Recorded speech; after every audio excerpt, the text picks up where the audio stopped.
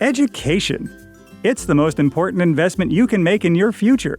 Because your future is where you get away from your present. And nobody wants to live in the present. I mean, here is terrifying. Here is low wages and dead-end jobs and paying rent to the man while you build nothing for yourself and your family. So go to college, get a degree, get two. Just keep spending your money on classes and courses and higher degrees. And hey, we know you can't pay for it, so we're here to help. I can't even pay my student loan back because I don't make enough. My student loan, if I was to do it, would be more than my mortgage. It would be just as much as my monthly bills. Apply now.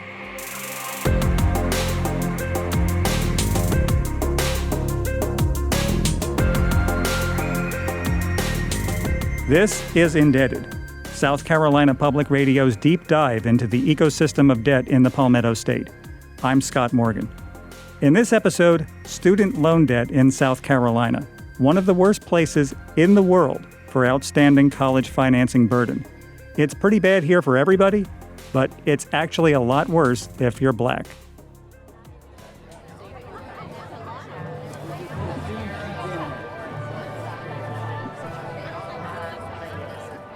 You know, I have to confess something. Before I ever got to South Carolina, I had no idea what color garnet was. I mean, it's burgundy, and to a greater extent red. But what do I know? We'll go with garnet. Anyway, there's a lot of garnet here. And gold, of course, considering we're sitting in on Winthrop University's graduate student commencement ceremony. Lovely ceremony, by the way. Lots of happy, sad faces. You know, happy to be through it, sad this chapter's over. I don't want to be that guy and ruin anybody's day, so I don't go up and ask any of these brand new doctors and master's degree holders about what's really in their heads. I would wager, however, that they got their mind on the money and their money on their mind. Specifically, I'm wondering how many of these ladies and gentlemen are thinking about how big a financial hole they're in from taking out a loan to pay for the right to wear those gold and garnet robes. Not that that's a shot at Winthrop, of course. It's a fine school with a beautiful campus. I'm just saying it's not free to go here, just like it's not free to go anywhere. And I guess what I'm really trying to say is, it doesn't matter whether your college colors are gold or garnet or orange or teal or polka dot. Going to college is really expensive. And going to grad school is really, really expensive. It's a little over $100,000. But a lot of it is interest. Boy, there's a lot to unpack in that 14 words, huh? A little over $100,000 is not Cheryl Murdoch's mortgage. That's the size of her student loan debt. For grad school. Not at Winthrop, by the way. Cheryl took that loan out at 28, and because the interest is so high, she's still paying it in her early 40s. I was under the income-driven repayment plan, and I had my payments deferred for a little bit because I can't afford to pay almost $900 a month right now just for student loan payments. So, $900 a month. True story. My mortgage on my house, where I keep my socks and Cheerios, is $375 a month. I could buy my house twice, and Cheryl Murdoch would still be paying more a month to have already gone to school and graduated. That's what student loan debt looks like for people trying to invest in themselves. Now, fortunately for people like Cheryl, there are debt relief measures like deferment. Federal student loan payments can be deferred, meaning you can suspend making payments, but only if you can show a legit reason, like a hardship that would keep you from paying. Snag, it's only temporary. You will have to start paying it back at some point. Also snag, depending on the type of loan you have, the interest could keep accruing while your payments are paused. That's what student loans look like for Brittany Daniels, who had her undergrad payments paused on $30,000, but not paused on the interest. Before it was zero, they sent me something saying that my payments were like $200 a month. But I called and I was like, hey, so they told me to fill out the paperwork, and now it's back at zero. But you know the interest is adding up. Yep. So in the next couple of years, instead of $30,000, it'll be $40-something thousand. Another relief measure offered through the federal government is the Income-Driven Repayment Plan, or IDRP. Pretty much exactly what it sounds like. The amount you pay every month is a small piece of your discretionary income. Snag, you probably need to make a lot less money than you'd like in order to qualify for it. Think of it like food stamps. You can't get supplemental nutrition assistance if you make even $1 too much. Also, snag, just because your payments are lower in the IDRP doesn't mean you're also not still accruing interest on that loan. Because whether your payments are paused or reduced doesn't matter. Because your student loan is almost certainly front-loaded. And front-loaded loan is just a $20 way of saying you pay the interest before you can start paying down the principal. So the longer you take to pay off that loan, the more interest builds up for you to pay off before you ever get to the tuition and fees your institution of higher education has tagged you with. That's how lenders recover their investment as early as possible. And if you default, they usually just sell the debt to a debt buyer, who's now going to demand front-loaded payments while your credit score gets mugged in a dirty alley. And if all that makes your head spin, remember that you're 18 years old when lenders start throwing stuff like this at you. We was actually in a room. It was like several of us, my freshman year of college, and they was telling us, your parents need to sign this paper. It wasn't like my mom was there to actually tell me, no, this is not what you need to do at this time. I don't know if you ever took the free lunch and got a timeshare pitch for it, but that's about what it sounds like. They went through it so fast, even when they was telling you what type of loans to get. Everything just went so fast. And then the next thing they said, if you have questions, of course you're not going to ask questions in front of, you 18 years old. You're not going to ask these questions in front of a whole bunch of people and make it seem like you're the dumb one. By the way, you might have noticed I haven't told you who's talking. The reason for that will be a lot clearer a couple episodes from now, and for now, we'll just leave it at that. Suffice to say, our student-indebted friend used to be 18, and she's now got a front row seat to what 18 looks like from the other side of the equation. Her son was 18 when we spoke, and the thought of him sitting in front of a big red sign here sticker gave her pause. My 18-year-old, he's a man-child. He's not responsible enough to make a decision about his whole life. Young adults in or entering college hear all kinds of stuff about financial aid. Some of it loans, some of it grants and scholarships. And those are great because, well, they're grants. You don't have to pay anybody back. But as one progresses through college, grant opportunities tend to fade. That backs a lot of students who relied on those grants into a corner, where their only options left are either lotto or student loans. That's what happened to Cheryl Murdoch, who was required to get a master's degree to get her job in substance abuse counseling at the Access One Center of Barnwell County. You're almost about to graduate, so they're giving you less and less money. So they're kind of, in a sense, forcing you to get the student loan because, of course, I'm a single mom. I'm working a low-paying job. So, it's not like I could pay for it out of pocket. So, I like I said, I didn't have a choice because if I did, I would not. Because, my mom told me going in, stay away from those student loans. Because Cheryl works for a non-private employer, she's able to pursue something called loan forgiveness. It's another federal relief measure for student borrowers who work in the government or nonprofit space that lets you pay off the loan in 10 years. Snag, you have to stay in the government or nonprofit sector the entire time. It's kind of a reward for community service. And it's noble and eventually liberating as long as you keep making your payments. Because if you miss so much as one out of that 120, the clock resets to zero and puts another 10 straight years of payments on the board for you. But most nonprofit and government jobs pay a lot less than large private employers. And 10 years is a long time to never miss a payment on anything. If I ever accomplish it myself, I'll be sure to let you know.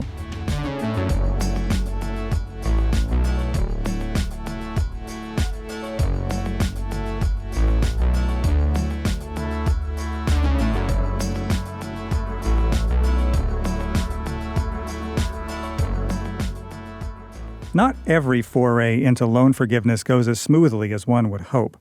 Take the story of Annie Walters, whose student loan debt is so high, she's not even sure what she owes. 200-something thousand, 100-something thousand. It's a large amount because I got my associate degree.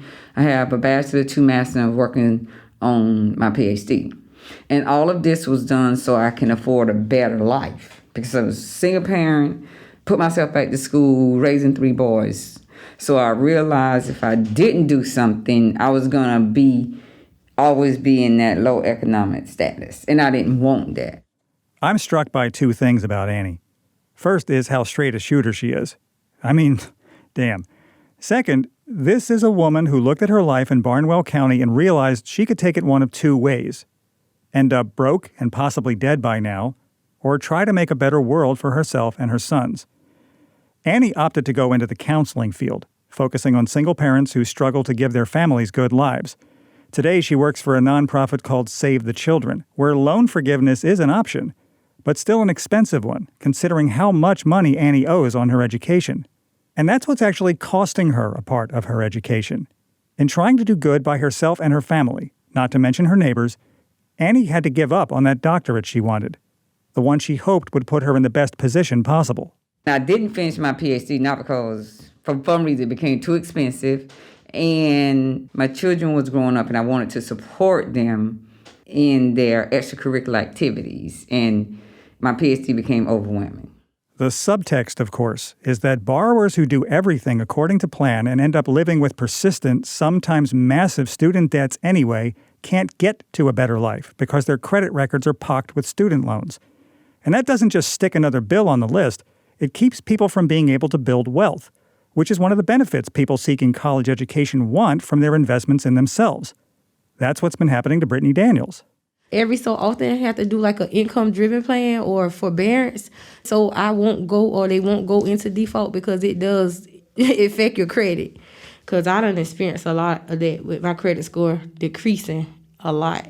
I tried to do like a home ownership process one time before, and I had a credit specialist person that actually looked at and he said, well, we can't really do a whole lot with your situation because you have a lot of student loans that you have to clear. So that kind of stopped my process there. Everyone you've heard from in this episode so far lives or works in Barnwell County, a place we'll be traveling deep into the heart of in the next episode of this podcast, by the way. And the fact that they're all from Barnwell is significant for a couple reasons. One is that it's hard enough to build wealth from the ground up without student loans suffocating borrowers' ability to get anywhere near the promises of their degrees. And two is because just about half of Barnwell County's residents are Black. We know from surveys that look at wealth in the United States that white people who drop out of high school have more wealth than the average Black student loan borrower who graduates from college. Whitney Barkley of the Center for Responsible Lending. There are a lot of reasons for that. There's 400 years of history from slavery through Jim Crow that have interrupted wealth building for Black Americans. And it's also true that Black Americans tend to live in communities where their best options for loans and other things to try and make it on a day-to-day basis are wealth stripping products that mean that Black borrowers have to borrow more when they go to college, and it tends to take them longer to pay it off. And all of that contributes to the lack of ability to build wealth, even though they have a college degree. In 2014, the American Enterprise Institute, a right-leaning think tank, published a piece questioning whether a college degree really is the road out of poverty as it's marketed. 2 years later, the Brookings Institute, a left-leaning think tank, essentially asked the same question and essentially came to the same conclusion, which is that if you're poor, Black or not, shelling out for the price of a decent house just to walk away with an English degree is going to dog you for decades. But for Black borrowers, default looms at a much higher rate than it does for white borrowers, regardless of how much money anyone makes after college. A 2019 study by the U.S. Department of Education found that 1 in 3 Black students who borrow for school default within 6 years. For white borrowers, that number is closer to 1 in 10. And it's not like white people are doing that great with student loans to begin with.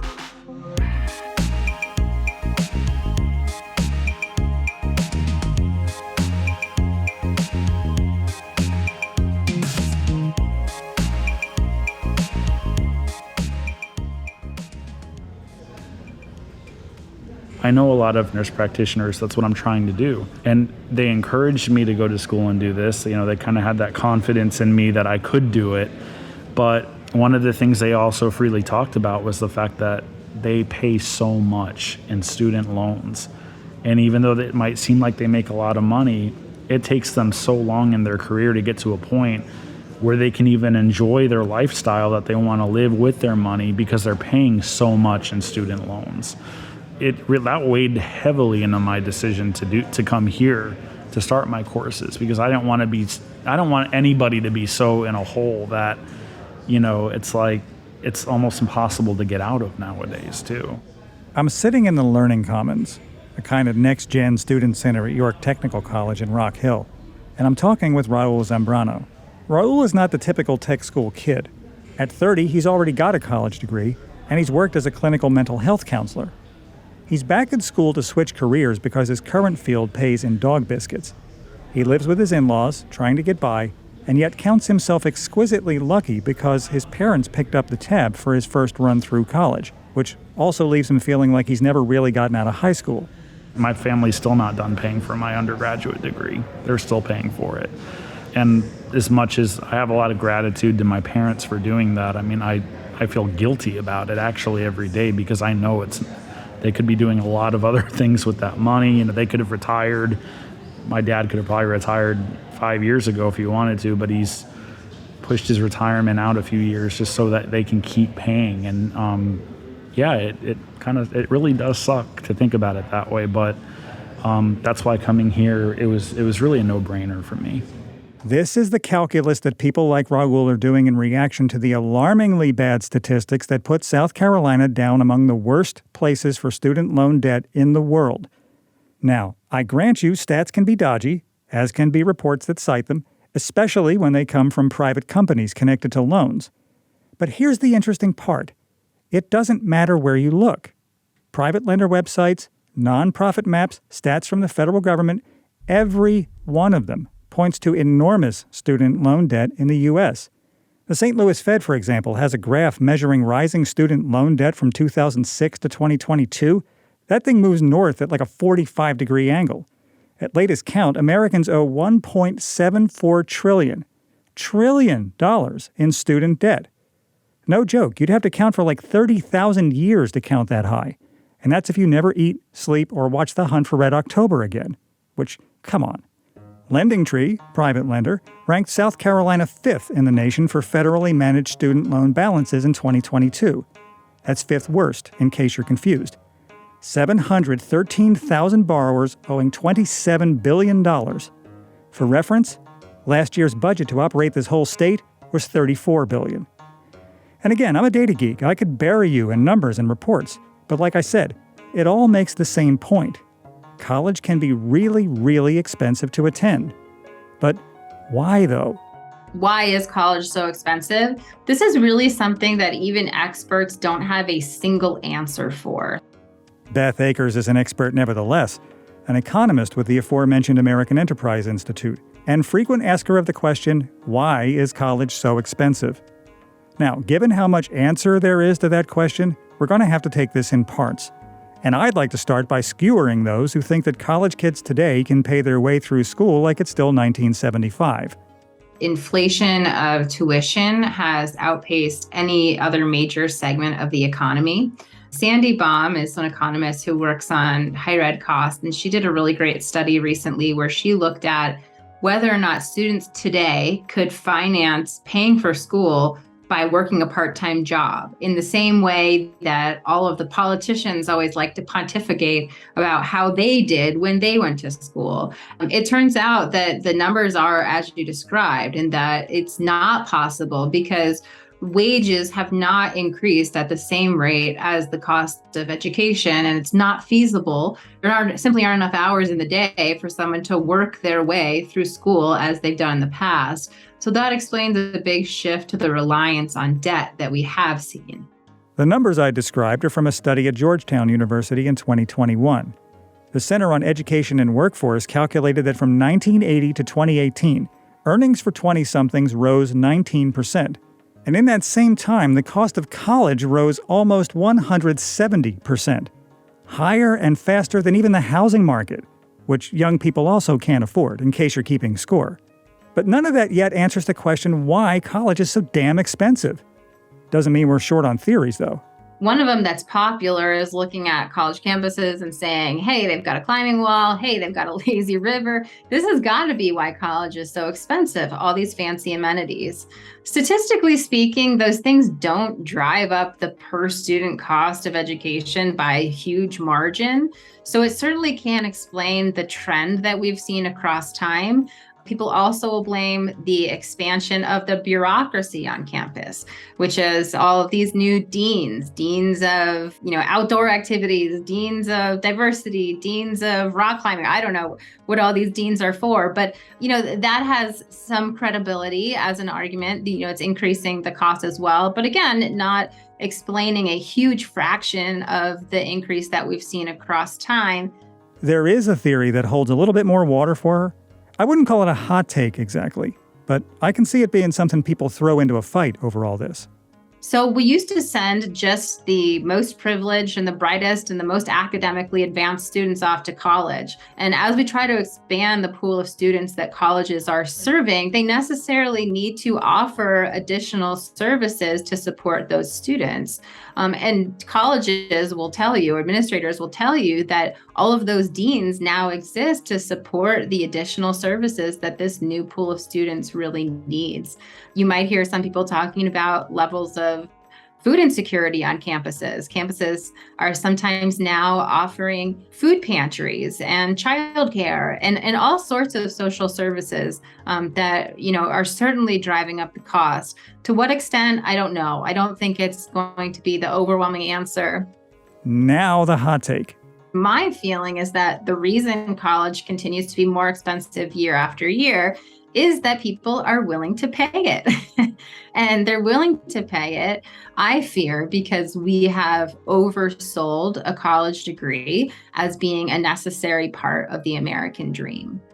Not a lot of people want to come out and say that. But for Dr. Akers, this idea that college has turned into some kind of sales pitch for the American dream is central to the argument about why college costs so much to go.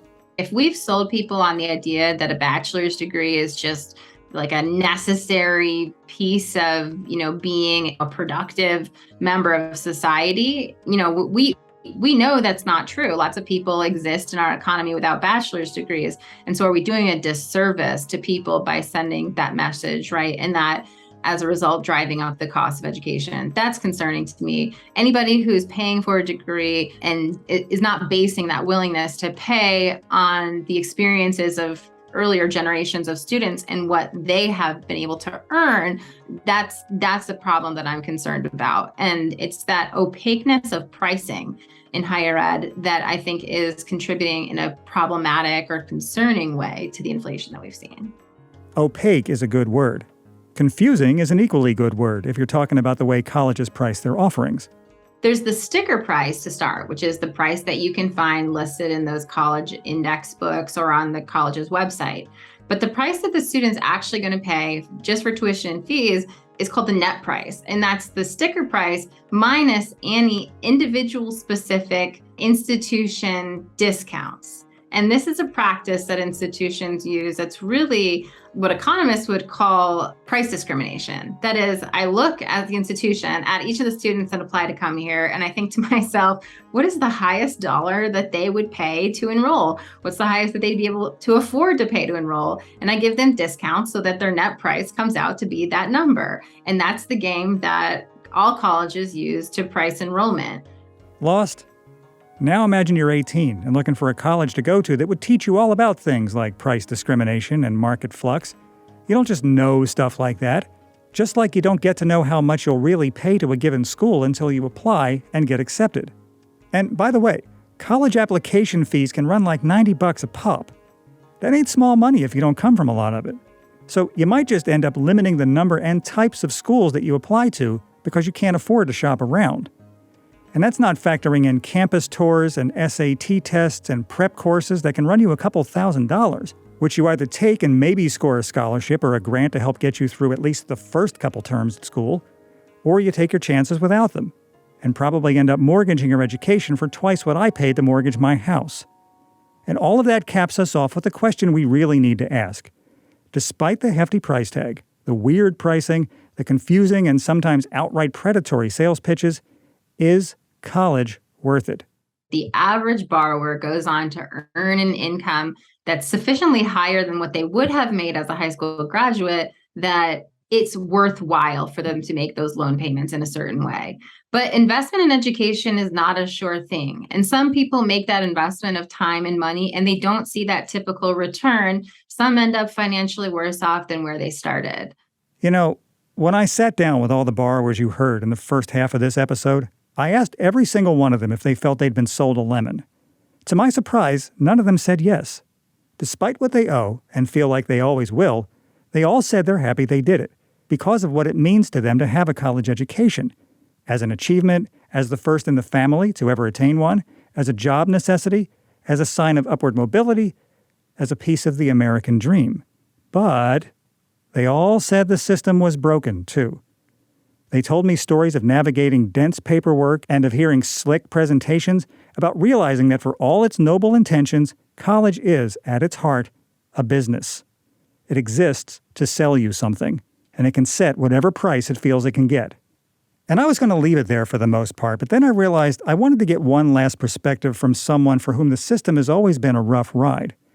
Pamela McKnight, who also works for Axis One and is the person who introduced me to all the borrowers in debt you've heard in this episode. So given that this episode wouldn't exist without her help and that she wouldn't have her job without her degrees, I asked Pam if she thought college was worth it.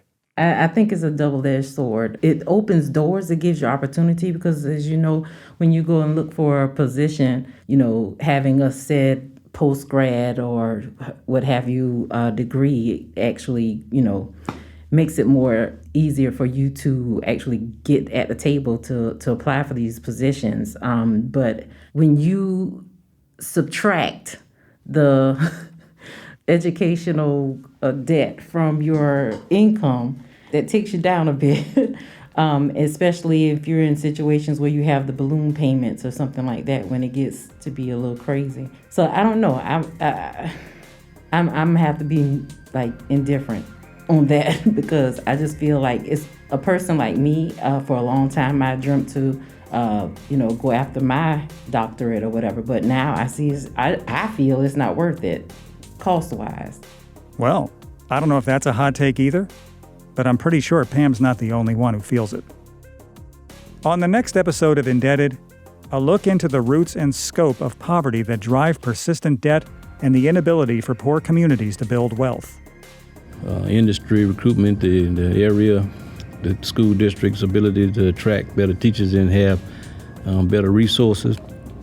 We remember a time going through from the various school districts, there's some that had the iPads and the whiteboards, et cetera, and things, and then the other school districts, pretty much chalk. And those two things happening at the same time was very, very striking. Barnwell. Next time on Indebted. Indebted is a production of South Carolina Public Radio made possible by contributions to the ETB Endowment of South Carolina. Our producer is A.T. Shire, executive producer Sean Birch. Our fact checker is Keelan Bailey. I'd like to thank my guests for sharing their stories and perspectives: Cheryl Murdoch, Brittany Daniels, Annie Walters, Raul Zambrano, and our unnamed guest. Thanks, too, to Whitney Barkley and Beth Akers for their insights. And a special thank you to Pam McKnight for putting me in front of those neighbors who shared their stories for this and other episodes of this podcast.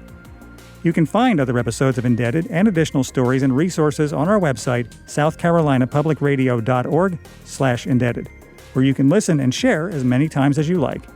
You can also subscribe to Indebted wherever you get your podcasts. I'm Scott Morgan. Thank you for listening. Have a wonderful day, and be good to the world.